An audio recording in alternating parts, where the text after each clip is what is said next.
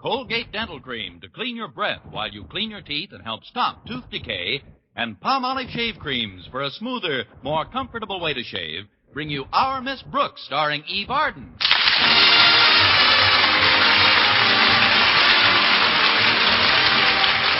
time once again for another comedy episode of Our Miss Brooks, under the direction of Al Lewis. Well, when you're living and working away from home, a good friend and confidant comes in mighty handy. Our Miss Brooks, who teaches English at Madison High School, is fortunate in having just such a friend in her landlady. Last Friday at breakfast, Miss Brooks confided in Mrs. Davis about her Thursday date. I was out with Mr. Boynton last night, Mrs. Davis. Oh, you don't have to tell me that, Connie. I could tell when I went in to wake you up this morning.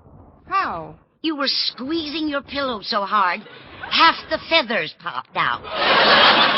Oh. No wonder I dreamt that I was captured by Indians.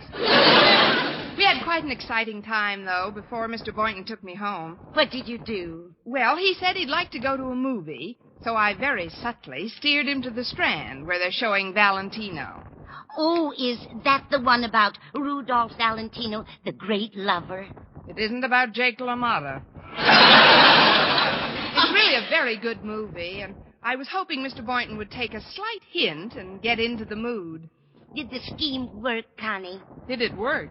Why, halfway through the most torrid love scene, 2 ushers had to ask Mr. Boynton to leave. Oh, really, Connie? What did he do?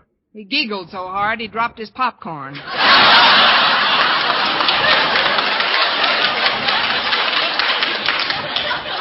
Well, don't worry, Connie. You may find romance sooner than you think. That is, if you take advantage of the article I read in this morning's paper. What article?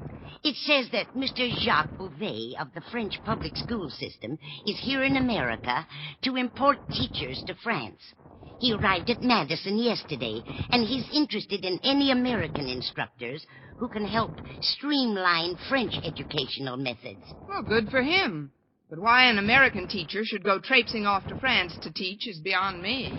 But Mr. Bouvet says that as an incentive, the salary would be just double your present one. Well, don't stand there. Pack my bag. Double my salary? And I presume they'd pay all traveling expenses. Definitely. Well, then all I have to do is to sell myself to Monsieur Bouvet. Where is he staying while he's in town, Mrs. Davis? At the Empire Hotel. Does the article say how long a teacher would be expected to stay in France? At least 1 year, Connie. Oh, then I'd better forget about it. It isn't just Mr. Boynton I'd miss. I'd be lonesome for you, Mrs. Davis, and Harriet and Walter Denton and all the swell kids at school. I know, Connie. Then there's your principal, Mr. Conklin. Well, don't stand there. Pack my bag. Look, Connie, even though we'd all miss you, too, I'd like to remind you of the old saying, absence makes the heart grow fonder. If you do go away for a year, think of what your reunion will be like. Yes, I can picture it now. I trip lightly down the gangplank, and there on the dock stands Mr. Boynton. As our eyes meet, the scene is charged with romance. And when he speaks, it takes a long moment before his passionate words penetrate my consciousness. What passionate words, Connie? Long time no see, Miss Brooks.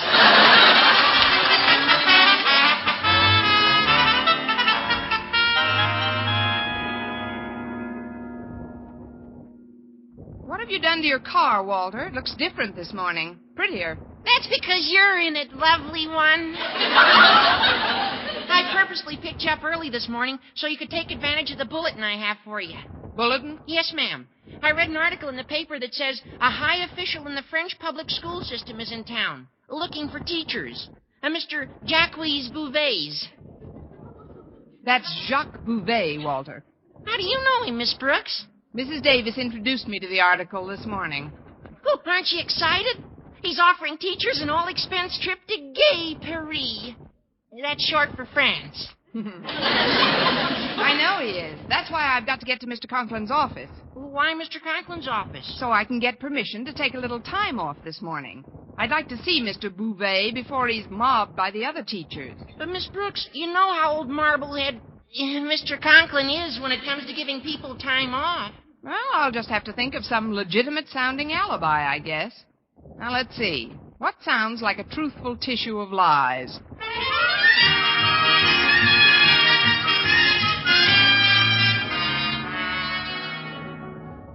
You should never have brought this paper to my office, Harriet. The article about that Frenchman, Bouvet, raiding our schools for teachers has upset me terribly. But why, Daddy? Because I know school teachers, that's why. His offer of traveling expenses and more money will have them flocking to his wallet like moths to a flame. They'll follow him to France like those dim-witted children who followed the Pied Piper of Hamelin. But, Daddy, Monsieur Bouvet is not only looking for teachers. It says in the last paragraph that he's also offering high school principals double salary and all traveling expenses. Ah, Paris in the spring. The Champs-Élysées. Virgining blossoms in the Bois de Boulogne. Hand me that paper, please. Here you are. It says Monsieur Jacques Bouvet was staying at the Empire Hotel, and it's been... Further details in a later edition. Run down to the newsstand and fetch me the latest one, Harriet. But, Daddy, you wouldn't let anything tempt you into leaving Madison, would you? Calm yourself, my dear. I have no thought of succumbing to the siren song of filthy lucre.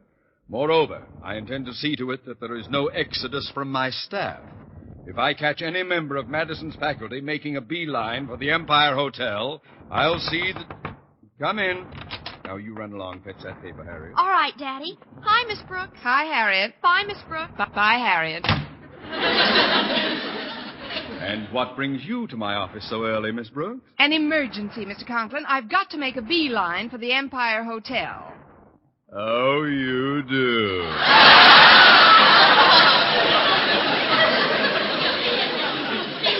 And do you mind telling me why before you buzz off? Well, I've just got to get over there, sir. You see, Let me help you. Perhaps someone close to you, some relative of whom you're exceedingly fond, lies ill in the Empire Hotel. Ill? Why, yes, sir. That's exactly it. You took the words right out of my mouth. Well, don't worry about that. I'll shove them back in a minute. That is, just which one of your relatives is it? It's my grandmother, Mr. Conklin. She's terribly ill. Poor dear soul. Perhaps she'd feel better if you informed her of a rather startling fact. Namely, the Empire Hotel is a recently erected annex of the Empire Athletic Club, and it's strictly for men. So is Grandma. She's very popular. You see, sir, she works at the Empire Hotel. She's a telephone operator there. And yesterday she had a terrible accident. An accident? Yes, sir. It seems one of the other girls didn't show up, and Granny had to stay at the switchboard all during her lunch hour. Well, finally, the manager brought her a plate of spaghetti. Spaghetti, Miss Brooks? Well, sir, between her being so hungry and the switchboard being so busy, Granny got all excited and ate up 3 long-distance calls.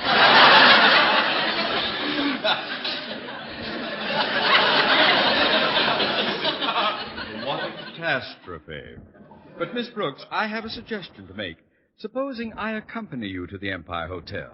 It'll be a nice surprise for your grandmother. Oh, but, Mr. Conklin, I'll just burst into her room and say, Grandma, what a big mustache you have. What? And, Grandma, what a big fat bankroll to be offering double salaries to teachers to lure them out of the country. And, Granny, dear, why on earth are you registered here as Jacques Bouvet?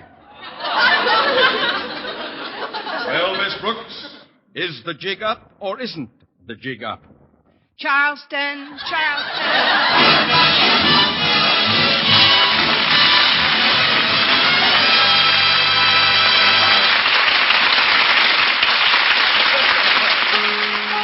Brush your teeth with Colgate. Colgate Dental Cream. It cleans your breath. What a toothpaste. While it cleans your teeth. Colgate toothpaste. Cleans your breath. What a toothpaste. While it cleans your teeth. Colgate Dental Cream cleans your breath while it cleans your teeth. And the Colgate way stops tooth decay best. Yes, the Colgate way is the most thoroughly proved and accepted home method of oral hygiene known today.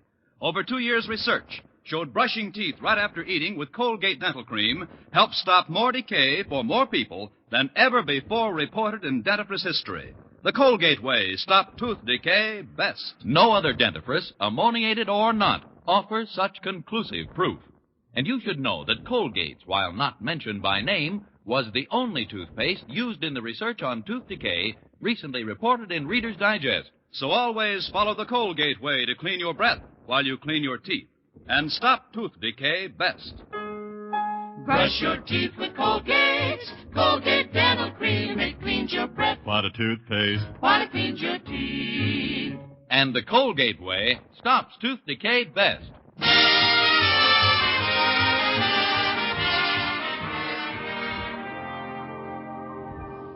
Well, I didn't dare leave school during the morning session, but at lunchtime I joined Mr. Boynton in the cafeteria and told him all about Monsieur Bouvet. When he heard that I was contemplating a trip abroad, Mr. Boynton was grief-stricken. And with ill-concealed panic, he finally managed to say, Here in France would do you a world of good. Yes, I guess it would. But, Mr. Boynton, a year is a long time. I sort of expected you to say you'd miss me. Oh, that goes without saying. I often think of how much we've meant to each other, and, well, you might not believe this, Miss Brooks, but in the 4 or 5 years we've known each other... 4 years, 7 months, 3 weeks, and 2 days. Well, yes. Well, in all that time, I've never once, that is, well, Yes, Mr. Boynton, you never once what? You're the only girl I've ever taken to the zoo.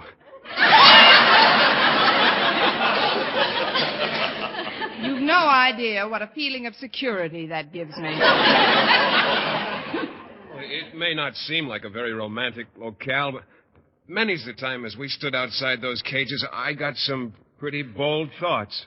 You wished you were inside? Oh, we have had some good times, Mr. Boynton, and if I do go abroad, I'll miss you more than just a little. That goes both ways. But there's a silver lining in every cloud, you know. Remember, absence makes the heart grow fonder.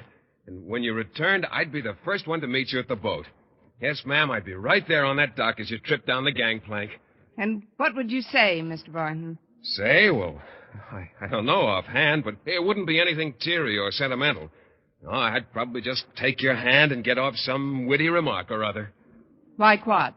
Well, like, long time no see.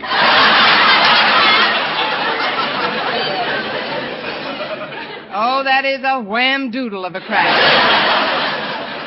But perhaps we'd better drop the subject, Mr. Boynton. After all, my going to France is purely conjectural. Monsieur Bouvet may not even pay any attention to the message I left for him. Message? Yes, since women are barred from the Empire Hotel, I phoned and left my name and address at the desk. Mr. Bouvet was out, so I just left word that if he wanted a good English teacher for overseas duty, he could interview me at my place this evening. Well, everything happens for the best, I suppose. Still, this Bouvet has a lot of nerve to expect American teachers to go traipsing off to France to teach. He's offering all travel expenses and double salary. I wonder if he'd be interested in a biology teacher. You know, it might be quite a rewarding experience at that, to teach abroad for a while. Pardon me, Mr. Boynton, but I've got an important message for Miss Brooks. Well, go right ahead, Walter. Harriet just took a call for you in the principal's office, Miss Brooks. Oh, who was it? Mrs. Davis. She called to say that Monsieur Bouvet phoned, and he said he'd be over at your house at 8 o'clock tonight. Oh, that's wonderful, Walter. Wait.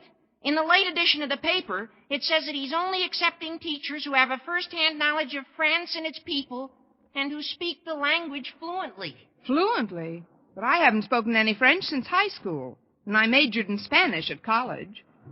I've forgotten most of the French I ever learned also. I guess we're in the same boat, Miss Brooks. Well, start paddling, Mr. Boynton. We're up the same creek, too.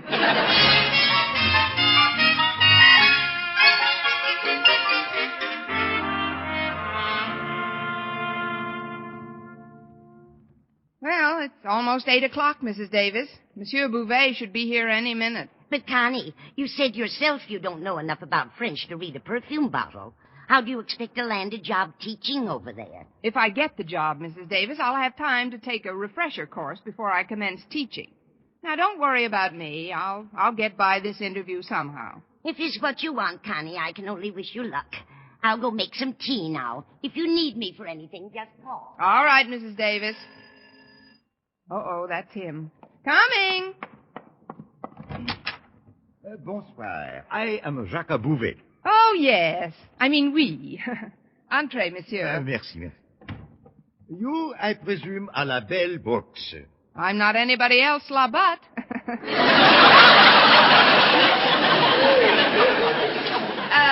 Let me take your coat and beanie. A beret. I'll hang them right here, Monsieur Bouvet. Now, if you'll follow me into the living room. Now, shall we sit over here on the sofa? Bon. Now, tell me, if you will, something about your background. You are acquainted with Paris? Paris, I always think of it as my second home. Oh, you've been there. I've never really left there mentally. Oh, the boulevards, the cafes. If you are so much of a Parisian at heart, I would wager that most of all you miss the Bois de Boulogne. I cry when I think of it. That woman made me the best hats I ever owned. Hats? But the Bois de Boulogne is a city park. Well, that's what I like about Paris. A park can have the same name as a milliner.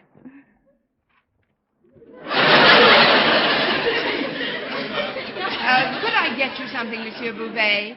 Tea will be ready very soon, or would you rather have coffee? Oh, nothing now, thanks. I just like to get, how you say, acquainted. But why should I struggle so with the English? You have the French, no? I have a little, yes. Ah, bon. Dites-moi alors, cette photographie-là, sur la table, c'est votre père? Oh, oui, oui. Et l'autre photographie, c'est votre mari? Oui, oui. Oh, je suis très content. Oui, oui. Pardonnez-moi,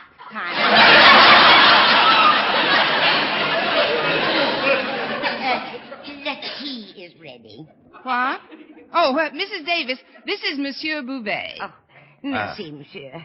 I'll put the tea sur la table. Now, if you'll excuse-moi, I'd like to speak with Miss Brooks privately for one moment.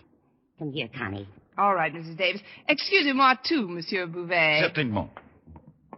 What is it, Mrs. Davis? It's evident that I remember more of my high school French than you do. You've made a terrible mistake. What did I do? When Mr. Bouvet pointed to that picture of Mr. Conklin, he asked you if he was your father, and you said yes. Oh, no. Then when he pointed to Mr. Boynton's picture and asked if he was your husband, you said yes again. Mr. Boynton? My husband? What am I laughing at? What happened to either of us? You've got to go back and tell Mr. Bouvet the truth. What, and let him know I don't understand French? I'm sorry, Mrs. Davis, but I've got to bluff this thing through until I land that job. As you wish, Connie, but I'm going into my room and lie down. This operation is too nerve-wracking for me. I'll let you know how I come out, Mrs. Davis. Oh, you're looking at my photographs, monsieur. Oui, madame, but perhaps I should talk the English. It will help me in my interviews with other Americans, n'est-ce pas? Oh, pa. Your husband is very charming, but one thing I do not understand. Why you call yourself Miss Brooks when he signs his picture Monsieur Boynton? Well, here in America, we girls who teach school are allowed to use our maiden name. But I do hope you'll have the opportunity to meet Mr. Boynton. He's a charming person. And so devoted, so thoughtful, and so affectionate. So come in. It's not locked. Entree. Good evening, Miss Brooks. Mr. Boynton. I hope you don't mind my... Oh, you have company. Monsieur Boynton, allow me to congratulate you. You have a very charming wife. I have? Where? Oh!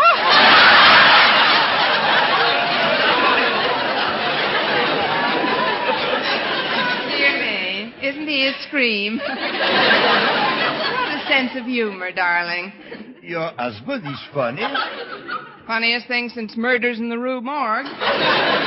Give me your hat, dear. I'll explain later, Mr. Boynton. Just smile. All right. You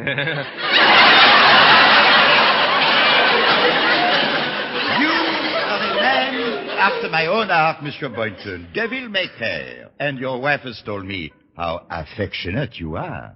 Affectionate? Well, don't just stand there. Kiss me, you fool. Please, Miss Brooks, please. Listen to him beg.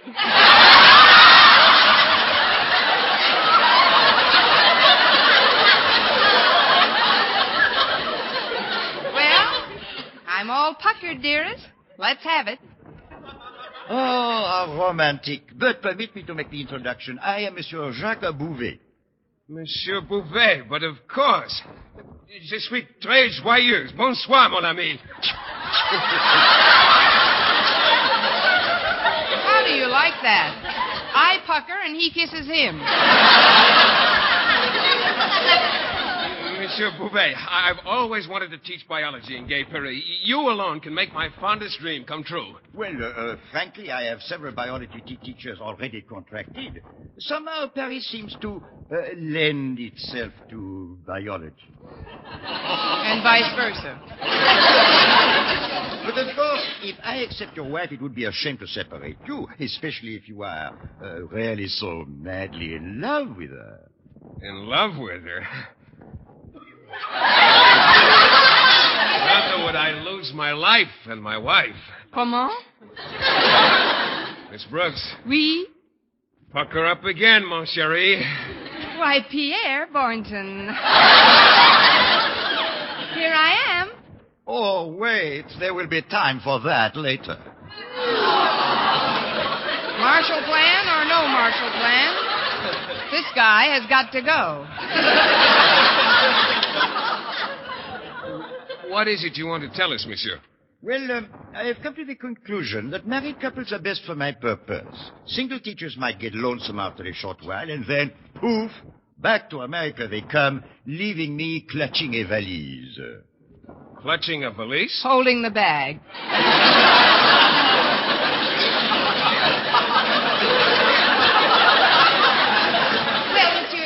You won't have to worry about that with us. We'll stay the full time. Oh, but of course it is only fair to tell you I have interviewed other couples, some married 10, 11 years, and with big families. The priority will go, of course, to those who are married the longest time. Oh, we've been married a very long time. How long? Real long. Real long. The door was open, so I just... Oh, I didn't know you had guests, Miss Brooks. Oh, that's all right, Walter. Yes, come on in, Walter. Monsieur Bouvet, I'd like to present our youngest son, Walter.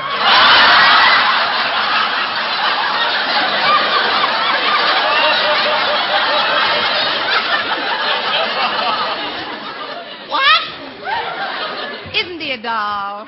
Now go out into the kitchen and feed your fat little face. Miss Brooks. You heard your mother, son. We're discussing business with Monsieur Bouvet. Oh, you're Monsieur Bouvet. Oui. Oh, bonsoir, monsieur. Comment allez-vous, say swore. Translation. Goodbye, Mr. Bouvet. I've got to feed my fat little face. You are quite a family. You ain't seen nothing yet. Come in.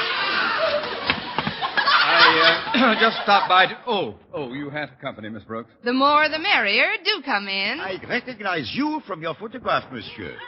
You are Papa.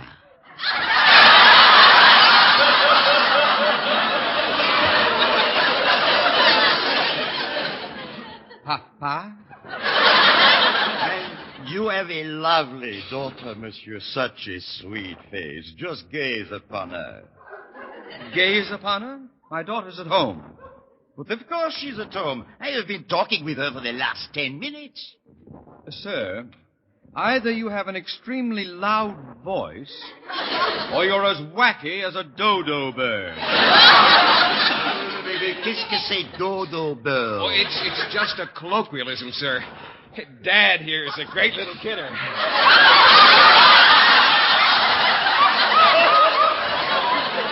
Yes, he certainly is. Want some tea, Daddy dear? Daddy, dear? I'll get it for you if you want me to, Grandpa.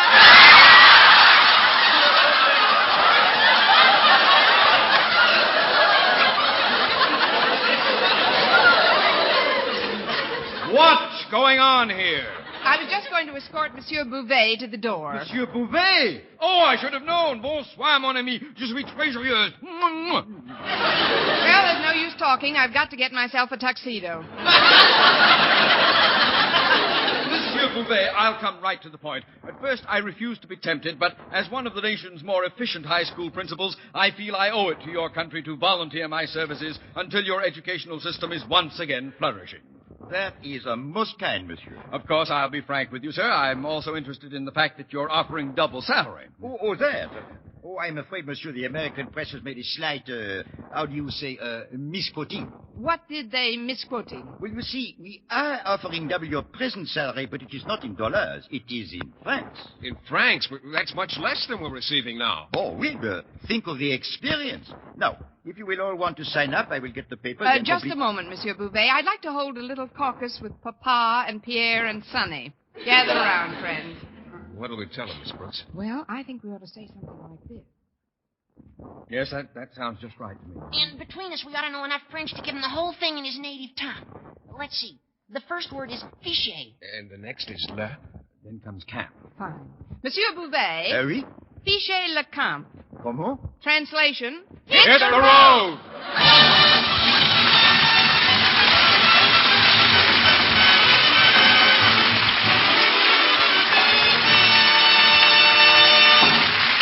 Eve Arden as our Miss Brooks returns in just a moment. Now, the case of the close scrape featuring Charles Nielsen, department store buyer. Here's what Mr. Nielsen told us. Listen. Here's exactly what happened. Shaving was just one close scrape after another for me, and then I discovered Palmolive Lather Shave Cream and a new, different way to shave. Palmolive's oceans of rich, thick lather ended my worries about scrapes, burns, and nicks. Why, even in cold or hard water, that Palmolive Lather way is super smooth, super comfortable. Take Charles Nielsen's advice, men. The new Palmolive Lather way gets beards really soft, and it provides a protective film that actually floats your razor's cutting edge. You get a clean, close shave every time, without worry about scraping or nicking, even in cold or hard water. Charles Nielsen and 1,200 other men tested Palmolive Lather Cream following package directions, and 3 out of 4 reported smoother, more comfortable shaves the Palmolive Shave Cream way, no matter how they shaved before. Better get Palmolive Lather Shave Cream. Remember, even in cold or hard water, the Palmolive Lather way means smoother, more comfortable shaves. Now, once again, here is our Miss Brooks. Well, after Monsieur Bouvet left, Mr. Conklin and Walter said good night, and that left just Mr. Boynton and me. Well, I guess we won't be going to Paris this year, but maybe we'll get another chance. You know, Miss Brooks, I've often dreamt of being in Gay Paris with you. You have, Mr. Boynton? Oh, yes, indeed. And if we were there, I'd take you to the most romantic spot on the continent, La Maison des Animaux. What is that, Mr. Boynton? That's one of the biggest zoos in the world. Mr. Boynton, take a letter. Dear Lafayette, not only are we not there, but we ain't coming. This is Vern Smith reminding you to tune in next week for another Our Miss Brooks show, brought to you by Palmolive Shave Cream for a smoother, more comfortable way to shave, and Colgate Dental Cream to clean your breath while you clean your teeth and help stop tooth decay. Our Miss Brooks, starring Eve Arden, is produced by Larry Burns, written by Al Lewis and Joe Quillen, with the music of Wilbur Hatch.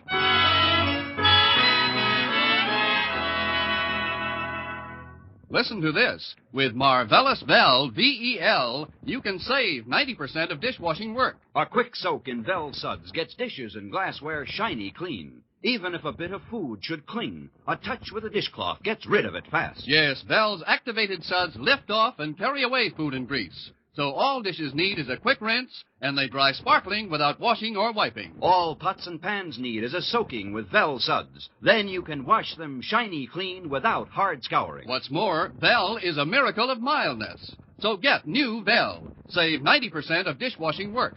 If you like mysteries that are as full of chuckles as chills, be sure to listen to Mr. and Mrs. North every Tuesday evening over most of these same stations. And be with us again next week at this same time for another comedy episode of Our Miss Brooks. Bob Lamont speaking. Stay tuned now for Jack Benny with the CBS, the Columbia Broadcasting System.